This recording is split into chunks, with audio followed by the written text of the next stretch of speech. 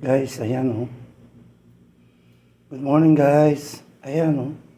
Ito yung nabili ko na na tulingan na gagawin kong kasi parang nag-crib ako ng sinaing na tulingan. Ayan. Linisin ko pa. Malaki ito kaya hiwa-hiwain ko. Sa Batangas kasi, yung medyo maliliit na tulingan, yun, pinipisat nila ng ganyan. Hiniwaan dito, tapos pinipisat. Ito malaki. Kaya kailangan kong slice. Kahit hindi na hiwain, ay hindi na pitpitin, slice na lang.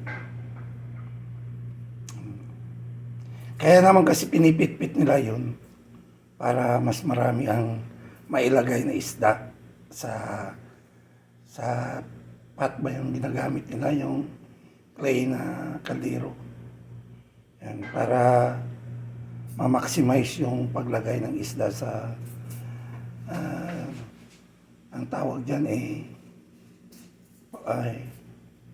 yung clay na lutuan. Basta yun na. Kaya ito, malaki naman ang lutuan, kaya okay lang. Ayan, lalinisin ko guys. Balik na tayo. Ayan na guys, malinis na. Ayan, tinanggalan ko na ng hasang. Saka hiwa-hiwaan ko na lang dito para mag-absorb yung Ayan, bali-anin na. Kinati ko na lang kasi kung tatatluin ko pa masyadong maliit pa.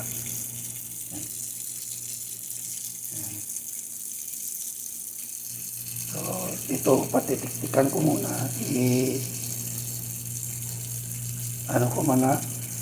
Air dry ko muna siya. Tapos lalagyan ko siya ng asin. Hindi ko na siya hugasan sa brine. Kasi lulutuin ko ito 4 to 5 hours.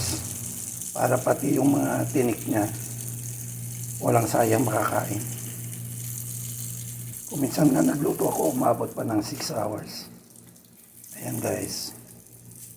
Guys, ayan. Ko muna siya. Paano ko muna siya sa hangin. Medyo patuyuin sa hangin. Tsaka patuloyin. Nilagay ko sa strainer. Ayan. Para ayos na ayos.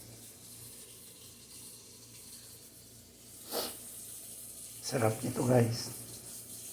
Tapos may piniritong talong. Agoy. Yum, yum, yum. Okay.